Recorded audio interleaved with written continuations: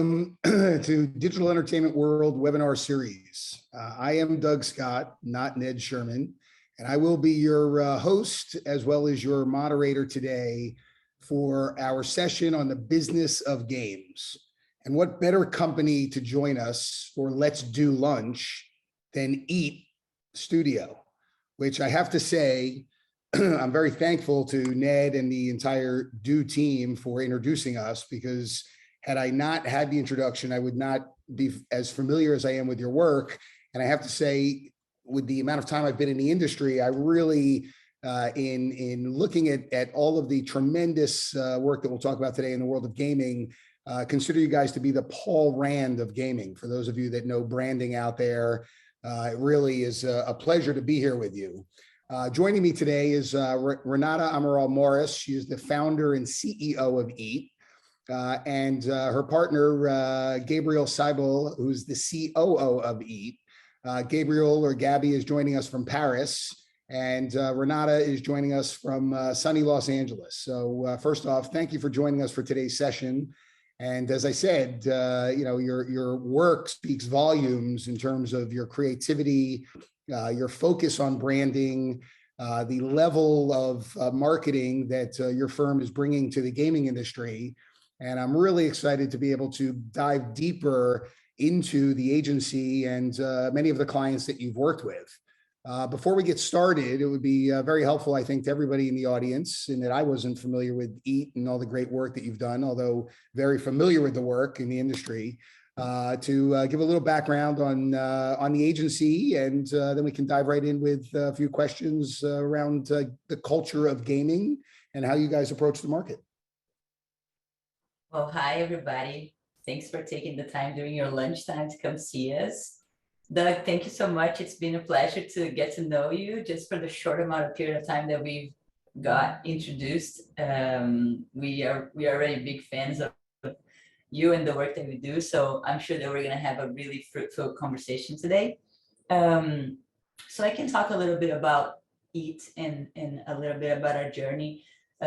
This is a studio that has been founded 13 years ago, so we're definitely not new to the industry.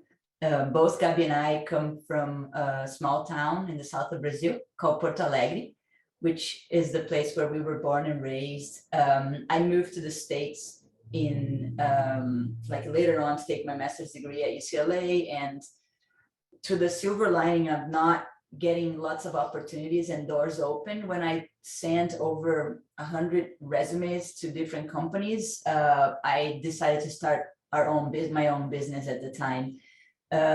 So EAT's born with this really beautiful idea of creating a company that really values humanity and the team that works with us, that walks its talk, that really listens not only to the team but to the clients.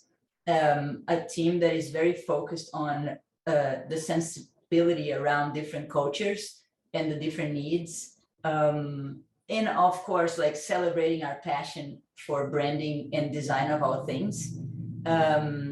We found an opportunity in the US to come in and create exceptional brands, pretty much matching the art and the talent of different artists from all over the world. And this is 13 years ago, a long time before COVID. So the borders have never been an issue for us, since we were set to work with the two offices that we have, one in Paris, one in LA, but with the ability to work with people from everywhere. I think Gabi should share a little bit about him as well.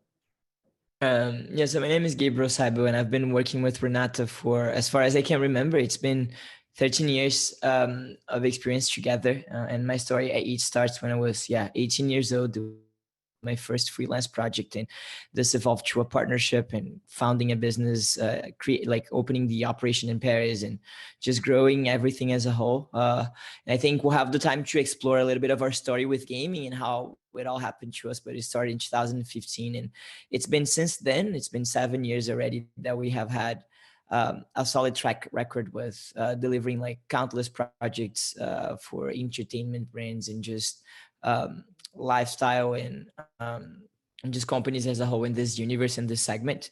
At EAT, I take care of everything related to creative direction and the overall vision, and the idea, the values, and the relevancy of the projects when it comes to the actual brand development and the graphic design creation, both for gaming projects, but also for overall projects. And me and Renata, we work very, very closely. We're a duo. So we follow those projects from beginning to end, just making sure that we're advising our clients and giving them just the right perspective to make sure the projects will thrive.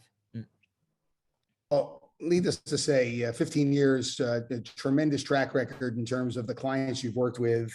As we were preparing for this conversation, you took me through a little bit of a timeline, going back to Maker Studios in 2015, the work that you've done with Red Bull in 2015, launching EA Music for electronic arts, and God knows they're going through a transition right now themselves as they continue to evolve.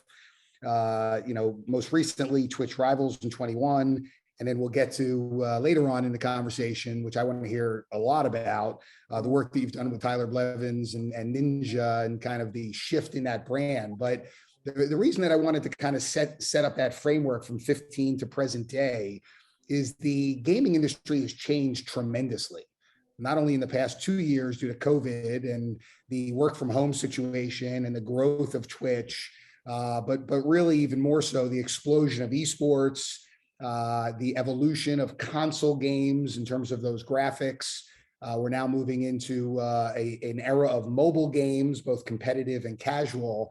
And I'd love for you to share a little bit about what you guys have seen over the years from not only from a branding standpoint, but the culture of gaming. Because for any great brand, it's about understanding the culture and the audience which they're connecting with. And whether it's Angry Birds or Candy Crush or Call of Duty, right? Each of those is connecting with a different audience or a different sector or segment, and really requires strategically you guys to connect the brand in that manner. So could you talk a little bit about your approach to branding from when you first started the agency to where we are today in the gaming industry? Sure. So, I mean, the way that we work with clients is like, it's very specific to the clients that are coming towards us. So it's very much related to a brief that is shared with us. So we go very deep into the actual projects that we are required to work for. So I think it's amazing to speak about the audience and everything that has changed throughout these years, because we end up touching that a lot in those studies. It's very important, of course, for us to understand who we're designing to before we start designing. And when you see this increase in just the volume that people started to gain much more in an industry that grows in like 2021 to be like as big as like $300 billion, we're talking about a massive phenomena. It's just something that goes so deep into pop culture that it goes beyond the expected. So the gaming industry is far above the gamers these days, and it is something that touches every household. So as much as the pandemic wasn't really exciting for anybody, there are some really beautiful things that came out of it, such as the inclusion, the places where like more people now have a say, the opportunities and so forth. And the same happens with the gaming industry, where we start to see more inclusivity. There's these days, they say that there's like half of the audience of the gamers and people playing around this industry, they are women, which totally changes the way that we used to design for a white male straight audience. These days, it's amazing for us to have the chance to design for a broader audience and making sure that we are thinking about everybody, people with different sexual preferences and so forth, as well as like the gaming developers. They have a mission to provide characters so that everybody can feel like they have a place. Yeah, and so I think this is more towards the audience and the different changes that we've seen. Gabriel, I don't know if there's anything else. Yeah, I think there are three main main elements that we need to take into consideration when we approach a brand project. Number one is the actual brand experience. So the game we're creating and what's like what we're actually delivering, and what's the brand experience like. This is the first thing. Second thing is how the technology evolved and how people were interacting with that technology and what are the types of gameplays and how should we factor that into the actual brand message that we're crafting. And I think the third and most important thing is the actual audience. So making sure we're connected with that audience. So not only we ourselves, gamers, and the designers that we have in the team and the creators that we have in the team are gamers themselves, we also make sure to constantly collect feedback and inputs and information from the audience itself, regardless of which audience it is. Each game will have its audience, each creator will have their audience. So it really depends on it. But we have like internal focus groups and we have our own tools to be constantly consulting those folks and be able to get information from them. And I think this is the way we can be cultural relevant. We can make sure that we're including their point of view and including what's their vision, their expectation in regards to it, and at the same time match with the brand experience. And the industry has been changing so fast. Like the technology is changing fast, behaviors are changing fast, and with the entire pandemic, we had the entire world changing upside down super quickly. So I think keeping in sync with that change and being very sensible to that, and also advising clients on how we should position the brands it is the challenge that we face nowadays whenever we're approaching gaming. And by gaming branding, it doesn't only it's not limited only to the actual game brands. We're working with creators and influencers that are actually branding their channels. We're working with brands who are creating events or broadcast events for gaming competitions. We're working with gaming companies that are creating sub departments such as an HR recruitment department to hire the best talent in gaming. And each one of those pillars and facets, they have their own complexities and their own target audience. And staying in sync and really understanding the expectations, the behavior, the profile of that audience the most we can, and match that with the brand experience and what we're actually delivering is the key for a successful brand project in this universe, I would say. Yeah, I mean, it's really the power of digital today, right? The ability to ingest data, understand that data, and then modify the message accordingly, right? And amplify certain things that are working. We like to say data-led, creative-fed. The more the information that we have on the data side of things, the more we can tune that creative to then connect emotionally with the audience that we're going after. And Gabriel, I'm glad you brought up the ecosystem aspect of this, because by no means do we want people to believe that you guys are just focused on the packaging or the branding of the game. It's the entire ecosystem and the culture around gaming inside the organization, outside the organization, the creators around the organization. And, you know, it's probably one of the misperceptions out there by many from a game industry perspective. They isolate the publisher and the distributor as to that's the gaming community, whereas it really goes all the way to the end, to the creator, to the consumer, which brings me to a phenomenal initiative that you guys did with Twitch around Twitch Rivals. And in really looking at Twitch Rivals and the packaging that you pulled together, you know, with the different content creators that you need to work with and the filters or the streaming packages that you created. Can you speak a little bit to the personalization and the customization and how you went about developing that to where it was authentic to both Twitch and to the individual that was using that within their stream itself? Of course. Should I answer that one? How would you like Yeah, to? go ahead, yes. So the Twitch Rivals project it's actually a product that we created for Twitch to help them foster co-streaming. So it's pretty much enabling and allowing streamers to actually co-stream and stream concurrently with other streamers. And I think the challenge with the project was we had two sides of the challenge.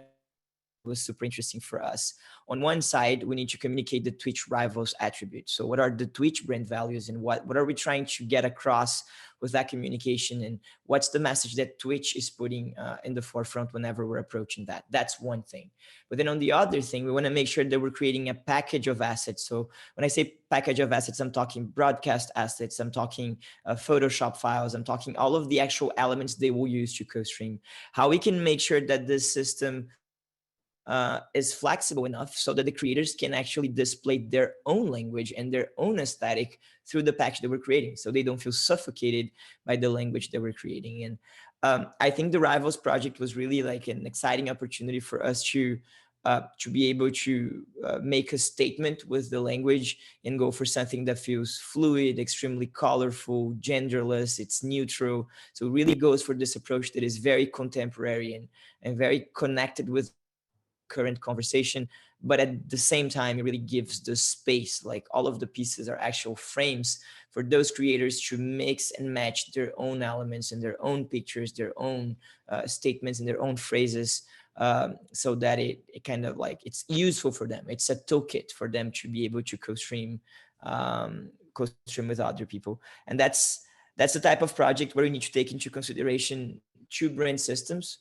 because you're actually handling and you're talking about Twitch's brand system, but at the same time you have creators, and each creator will have their own language and their own aesthetic as a whole.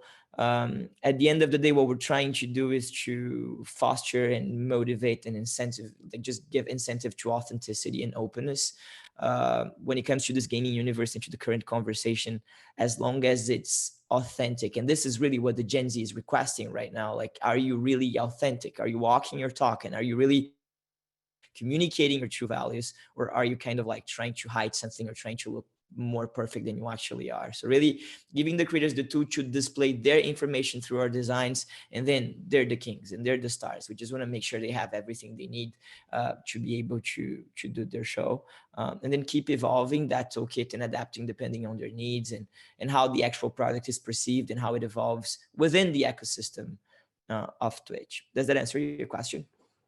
Very much so, and I'm just going to stay on that for 1 second. You know, Renata, if you wouldn't mind, the strategy around that, right? Obviously, for Twitch, it's about, and for the streamer for that matter, it's about building audience. It's about frequency. There's a certain degree of purpose there, where I'm tuning into a streamer based on their voice and their own beliefs, right? And you talk about diversity out there. We've seen a tremendous growth of female streamers out there in the just chatting category, right? Can you talk a little bit about the strategy around how you're working with Twitch and those streamers to elevate the engagement of their audience and really coach them in terms of building their personal brand? Because that's at the core of it for a streamer, is it's me, my brand, right? It's not a show. Yeah, it's not a graphics. exactly. It's me, my voice.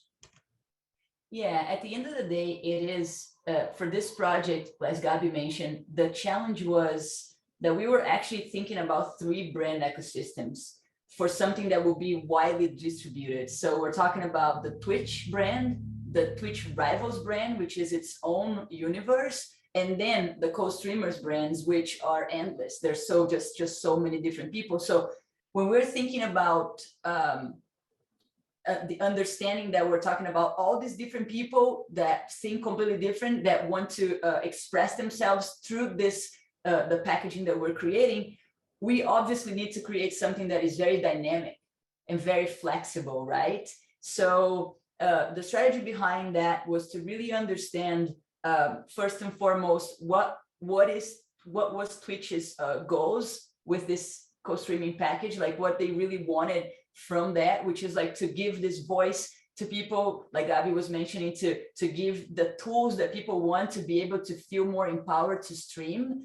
And then when you're thinking about engagement, which is a lot of the outcome definitely that they're looking for, it's all in the same. At the end of the day, for me, it all comes to one word, which is the honesty of what's being done. So Twitch shares this, like a customer connects with a brand when they feel like their values align. And so the importance of the brand out there is to be able to translate their own values in an honest way, especially these days, so that the customer on the other side, being the co-streamers, whoever it is, that or people who are watching the co-streamers, they're going to align with that. And that's really where my specific type of work lies on, which is like, I'm a specialist in understanding the emotions behind the design. So I can sit down with the client, who is like the team, the wonderful team at Twitch Rivals, and understand really what they want, even from the words that they're not sharing with me, and what they need, and really be able to work with the team and with Gabi to make sure that the design that we're delivering is exactly what they need. And that's how you drive engagement, and that's how you make the clients happy.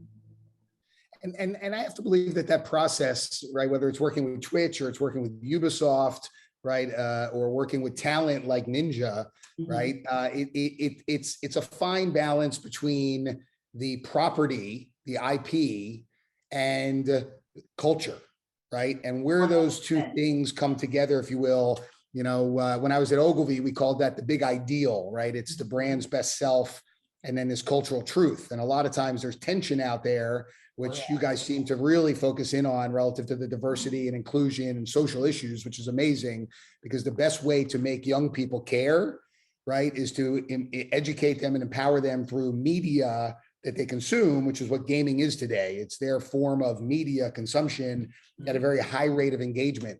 Can you talk a little bit about, you know, and maybe let's use Ninja as an example, because, you know, to me, what you did with Ninja is like what the young Backstreet Boy did in terms of evolving his brand, Justin Timberlake, you know, to where he is today, where he went from a boy band to a rock star, right? I mean, he's an actor and he's an icon, right? You're doing the same thing for Ninja in terms of evolving his personal brand into the next phase of his life, which has to both be authentic to him, resonate with his audience that he has so he doesn't lose them, but at the same time elevate him culturally to where he's now got purpose and a greater meaning than being a guy on the cover of ESPN magazine with blue hair and a Red Bull streaming studio, right, who was a rock star for that era and that generation. So can you talk a little bit about how you go about doing that and maybe use Ninja as an example? Sure. I think, Gabi, we could split this one. I can start more with like the emotional side of the project and how we go about that. And you can talk a little bit more about what we really did, like the results of that. And so the biggest challenge for when you are branding a person, and especially when you're branding someone who has like over 70 million followers across platforms, is that there is a very, very loyal, passionate, crazy about him audience who has been identifying with his brand for as long as he has ever existed. That is a challenge that we never take for granted, and the understanding not only to educate the client that they have that their brand has that power, because not always the clients really understand that their brand holds so much power and love.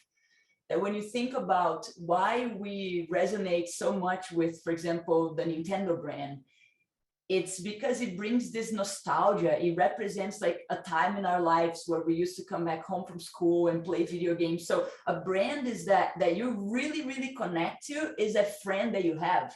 It's like that. So when you come in with the challenge to like change that brand, it is such a big deal. So it's almost like when you're watching your favorite show that has 22 episodes and it ends, or that book that you love that it's ending, you feel kind of lost, like you lost something very important to you. So we have a lot of respect for that feeling that the audience, like Ninja's audience or any big celebrity that we're designing the brand for, has for the before brand. And so yeah, so for us, like to tackle that challenge, there is a lot of brand therapy that goes around, sometimes just within our team, sometimes with the management team that is behind the celebrity or the brand or the Ninja project, and then to them. This is a wonderful project. They like Tyler is surrounded by incredible people at CEA, their PR team, the people around him, and even the fan base. So it was such an honor for us to work on that. So strategy wise, it's a lot to understand like more of the emotions behind what the new brand is going to create, And that's more what lies on my side. And then Gabby can talk a little more about, I think from a design standpoint and from a strategic creative standpoint, the challenge that we had, as Renata was mentioning, is really how can we make sure that we're not, and the most importantly, that we're communicating Ninja's key attributes and his entire story of really evolving from a grassroots, passionate, loyal community that saw him like evolve, grow, change, and reach the level that he reached with all of the elements that are proprietary to him, like the hair and the voice and the sentences that he mentions. How can we keep that true story present, but at the same time adapt his identity and prepare that identity to reach a new level that he himself reached by himself, which is like a mainstream pop culture icon? And how can we make sure that this language is relevant and aligned with his values, and most importantly with the elements that his community perceives as key values that keep them together and that they identify with, but at the same time go with something that feels universal, approachable, friendly, genderless, and somehow keep the bold, the edge, and keep like the passion behind it. And I think this is the challenge that we've been through. I think through the design exercise, we take different routes and we explore different routes, and some routes would be closer to something that feels a little bit bolder and a little bit closer to like just the core values. And I think other routes will be a little bit more tied to this universal conversation, as you were mentioning, like how can we draw all of those elements of this changing world and try to factor that in and build that into the design that we're creating. And then we validate that with him, we validate that with the audience, and we make sure that this makes sense before we launch it. Ninja's evolved, and it has evolved over time. It's been evolving because he himself is evolving, and nowadays he has a pretty broad audience. It goes from people that range from 16 to 35 years old, and that's also an important element to keep in mind. We're not only communicating for a specific target audience that is niche, that is a select few. We're going with something that really reached the mainstream, and as you mentioned, he's the cover of and he's on television. So really preparing him for this next phase on his career, while at the same time not having the brand lose its soul and not sacrificing any of the core elements. On the opposite, celebrating them and just bringing them to the spotlight, while adapting and bringing, as I mentioned, this universal and approachable, friendly, contemporary approach to the brand. It's always like a pleasure to work with those creators. They're amazing businessmen, and they really have a sharp vision on their communities and their products and where they're headed. And it was amazing to work with both Tyler and Jess. So it was a very, very interesting experience. It's really a teamwork of them, their perception, their community perception, the agent's perception, our perception, the designer's perception, and how we can mix all of those things and come up with something that feels unique and that works for him. And when you're designing that brand DNA, right? When you're really thinking through that, are you looking at from a purpose standpoint? Is he focused on the environment? Does he focus on education? From a brand partnership perspective, right? Is he is he a electric car guy or an SUV guy, right? To where you're really building that that double helix of DNA to see what are the brands that are going to attach to him that dimensionalize Ninja 2.0, right? And that's really I think an important aspect of understanding branding, because it's not brand alone or individual alone. It's the culture, as we keep talking about and coming back to, and the community of brands that I associate with or other talent that I work with that subsequently elevates or pulls in other audiences that I may not have connected with or may not be the super fans, that will then draw into the Ninja brand. So with your branding exercise, do you guys go that deep, or is it just a little bit more on the strategy, design, voice, tone standpoint?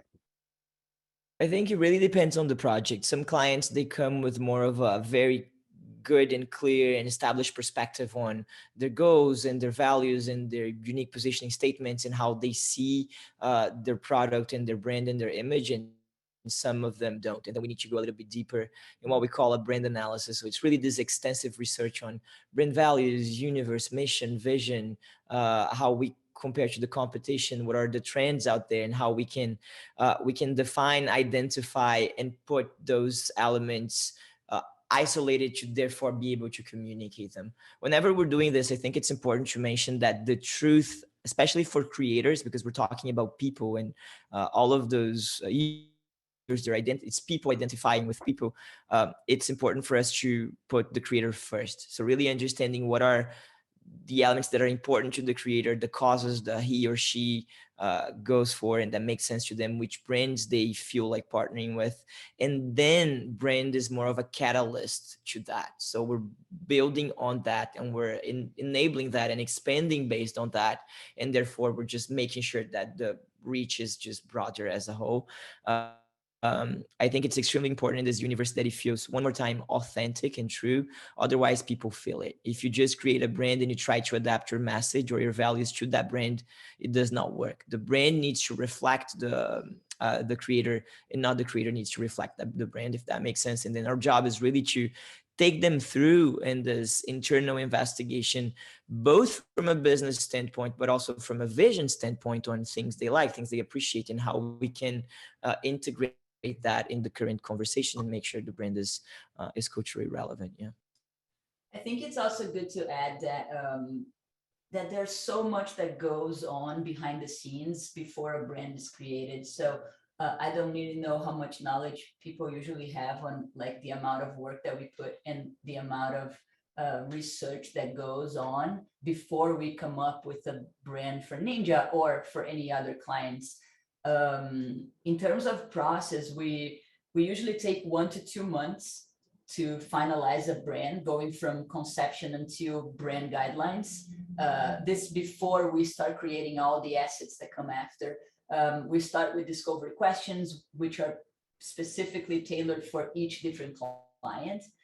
We get the client's answers, then we immerse. And that is the big, what we call the brand analysis or the concept, depending on the project. That's the main recipe for it to get it right at all times. We never start designing until all of us, the entire team, is aligned with where we're going. And that really avoids the exhaustion from the client that he keeps seeing over and over different types of designs and kind of unhappy with it. And also we take a lot of, we pay a lot of attention to the artist as well. So the brand analysis, which is our research phase of the project, where we immerse and we study everything inside of the brand's universe and everything outside of the brand's universe. Like, why is this person trying to rebrand? Like, what do you see in the future? There's all these different studies that go on. We then deliver this package, this really detailed document with over 100 pages to the client so that they can approve and align with us in all those different thoughts to make sure that, and only then we start designing. So up to this point, there's no design involved. So once we know where we're going, and that's why I'm adding this to this question, because like Abby said, some clients, they really want to add on all their facets to the brand, and some clients don't. Some companies, they want to become something that maybe they're not yet, but they're on the process to become. And with the Ninja project, it's clearly something that he already has his future. He already is his future, the future of his brand, and the brand really needed to follow, like desperately already.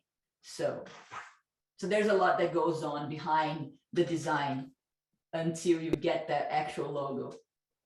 Yeah, I mean, look, it is a process, and you know, people need to understand that a brand is not just a swoosh, right, or 3 stripes.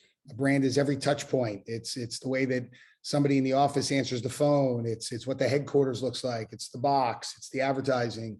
It's the image. It's how it behaves in culture, what it's associated with, what it stands for, and whether it has purpose today, right? Especially with today's young people who buy and believe in a brand and wear a brand because it represents who they are. And as such, they're making a statement and voting with their money by buying that brand and being part of that community and being part of that culture. So I would say today's brands are cut properly, like a Tiffany diamond. They're multifaceted and really with individuals like yourselves an organization has the opportunity to craft a priceless diamond out of a piece of coal if they actually go through that process and don't just say, I need a logo, do my brand, right? It's way more intense than just a bunch of visuals on a big gator board that you walk into a room and say, I like that, I don't like that. I'm with you 1,000%. And I'm glad that you touched on that, because the folks listening and those around in the industry need to understand that brands are not born overnight. They're nurtured and they evolve and they're constantly watered to ensure that, where you want it to grow and how you want it to grow really grows. Exactly. And it's an extremely fun process. The clients usually really enjoy it. There's a lot of self-discovery. There's a lot that is always learned through this process, and the results are always something that the client feels very strongly about, very confident about, and so much that they feel comfortable wearing it outside. So I'm assuming that there's a process that you take a client through. Every agency has its own secret sauce. It's kind of how to find the North Star, or doing a design charrette, or other exercises. Can you share with us kind of what that process looks like when you start working with a client? Of course. And then that's a good point, a very good question. We're obsessed about process and method. And I think every project we take the time to really go through a discovery and immersion process for a variety of reasons. I think number one is project success, to make sure that we're really delivering the message and understanding and framing the real challenges of the project, but also to make sure that we're providing a creative brief that is comprehensive and clear to the team that we're working with. We've been working in a completely remote way for 12 years now, way before COVID. So we need to make sure that our artists and creative strategists and copywriters, they're provided with information that makes sense whenever we move forward to production. So pre-production, prior to production, we have an established process of developing and crafting the brief so we can really proceed to the creation of the actual results from a graphic standpoint. We call it the brand analysis. So the brand analysis is our own method, and we're branding professors, and we've been teaching about this and reading about this. And each studio and agency, they have their own processes and styles of creating brands and communication strategies. We have ours. And the brand analysis is a mix of research and immersion. So it's immersion, which is us looking inwards and understanding project goals, challenges, target audience, the story of the brand, where we're going, business plan, and just making sure all of those elements are clearly stated. And if there are holes or gaps in it, should we work on it, and should we define those things? And then on the other side, we have the research. So really taking the time to understand what are the visual references that are interesting for the project, what are the competitors doing, and what's relevant in the competition landscape. Are there any key trends in the industry that we should be aware of? So it's a big sum up of all of that. It's a big presentation, and it's the first presentation that we drive for clients. It's interesting because when clients, they hire branding services or graphic design services, they're super excited to see the final results. So they're expecting you to come to them with a final logo or a final design. And the first deliverable that we have is definitely not that. It's a lot of strategic and key information, and we have a conversation. Here is what we have, here's what we understood, and here are the problems that we might face with the project. How can we address that, or how do you see them? And once we get alignment, only then are the actual creative development in the production. And it's really that process that allows us to approve projects in the first or second presentation, instead of countless rounds of rework and back and forth, just because we have that alignment and that clarity, and we're all on the same page. We agree to shake hands on a specific path, and then we go with that. So really, any and every project that we do at EAT, we go through either the brand analysis or a simplified version of it that we just the concept. We go through this specific process to be able to inform each and every decision and make sure the client is aligned with those decisions throughout the entire process. That's great. Very helpful.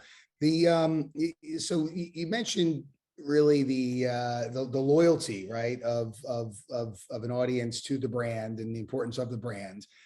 in gaming, there's a significant amount of loyalty. There's loyalty to the genre of game. There's loyalty to game titles, and they're very distinct audiences. How do you see, or how do you approach looking to bring audiences into other titles or other environments, right? Let's say a gaming tournament from an esports standpoint, for instance. I know that you guys have done a fair amount of work on the experiential side as well. How do you approach a brief where a brand is looking to open up its aperture to new audiences, but still maintain its core values, right? What's the challenge there that you're seeing out here, where these gamers are very siloed across genres, yet at the core they're gamers and they're all part of this gaming diaspora that lives out there? Yeah, I think, and that's a very, very good question. I think there's an interesting mix between understanding the market and understanding the competitors and understanding who are the other players and what are the strategies that they have, and going for something that resonates with that and that therefore could attract that audience, but at the same time having a real personality and differentiating yourself from the rest. I think branding, from its Latin root and from really the origin of the word, it's creating differentiation. So really being able to differentiate one thing from the other. So I think the biggest mistake you could do is just forgetting that and trying to do what the others are doing, aiming to attract the target audience for that specific type of game or that specific type of entertainment. At the same time, I think it's a good mix of understanding what are the key elements and the key attributes of that conversation. So those folks, what do they do? Why are they playing those things? What brings them to do those types of behaviors? It really depends. Are we talking about consuming content? Are we talking about playing specific games? So really like performing a scan of that and understanding those things, so our brand can embody those attributes and therefore attract those potential consumers, but at the same time having a bold statement and saying like, here's who we are and we have our own story and we have our own personality. At the end of the day, as I mentioned before, and I think if there's one thing that I would retain from this entire gaming conversation, I think the word is authenticity, and people are looking for true, real, relevant stories. And as long as you have a true, real, relevant story and you're delivering an entertainment experience or delivering a game that has meaning, that has value, that is nicely crafted, and you stay aligned with that experience and you communicate that in a way that is part of the conversation, then people will perceive that. And when they perceive that, they're able to get attached to that, and then they interact with the brand, they promote that, and they share that brand, and that becomes kind of like a bigger conversation that goes beyond the actual brand. It's kind of like a bigger community thing.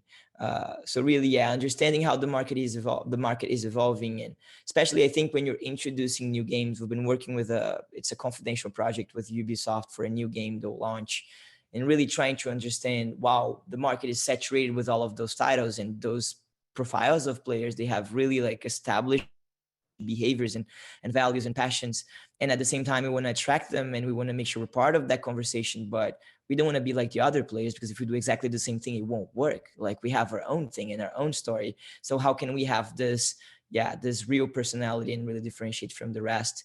And then again, you try, you test, you expose potential consumers to that, you get their feedback, and it's a it takes a village. Like, it's a full process of client, developers, producers, designers, the actual final consumer, and then we get to a state where we go to market, we publish that, and we keep improving, we keep receiving feedback from the community, and we continuously craft the brand based on that type of feedback that we receive.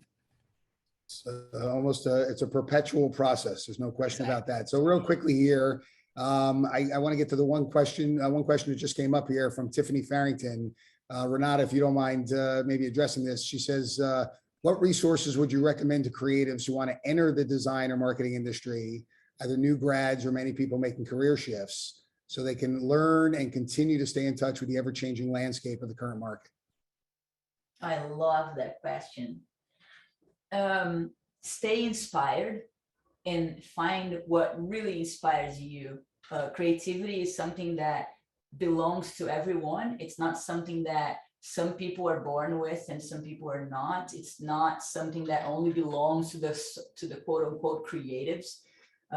We all have that ability to dream without barriers and to express ourselves. So I think the first thing, it's not necessarily a specific resource, but to stay playful, to go out and find what excites you, being concerts or art shows or galleries or books or people that you like, mentors that you find online and people that you admire what they're talking about, trying to follow these people and maybe even connect with them, try to get a conversation with them, like things that inspire people. And that never ends, by the way. So all of us at EAT, we never stop doing that. That's not something that once you have, let's say, established career, you stop doing that, because that's what feeds our soul on the everyday life.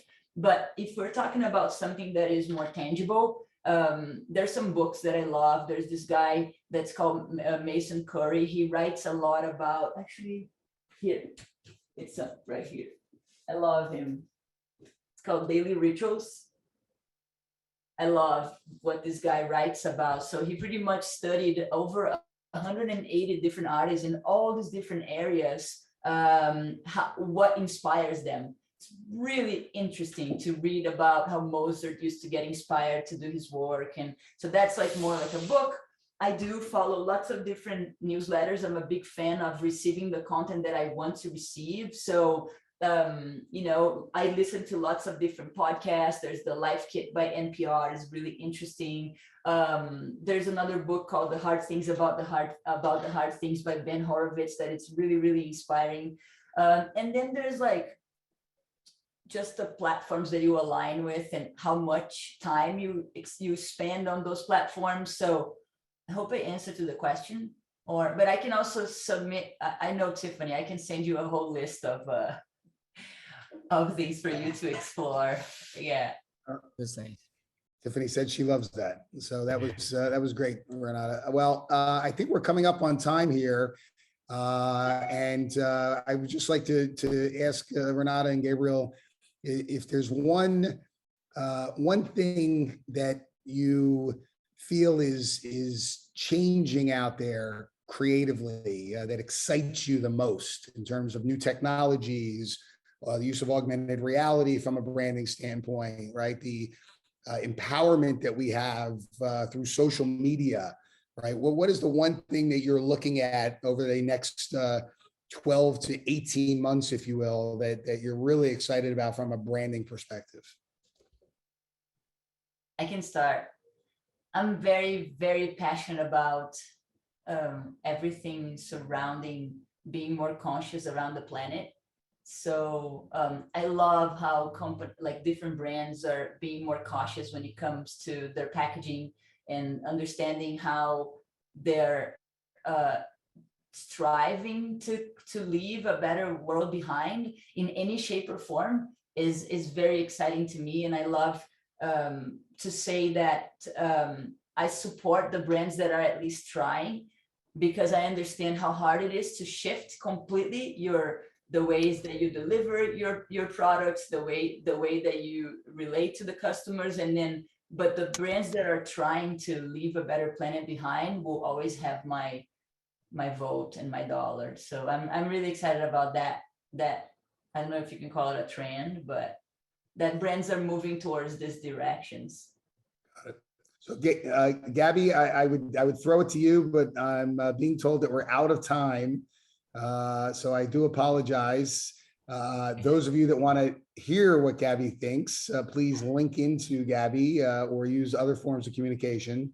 I'd like to thank Renata and Gabby for spending lunch with us today and allowing us to feed off of EAT, if I may say so myself. And with that, thank you, Du, for the webinar. And we look forward to seeing you at our next session. Goodbye. Thank you, Doug. Thank you so much. We Have a nice one. That was wonderful. Thanks for having us. Bye-bye. Bye-bye.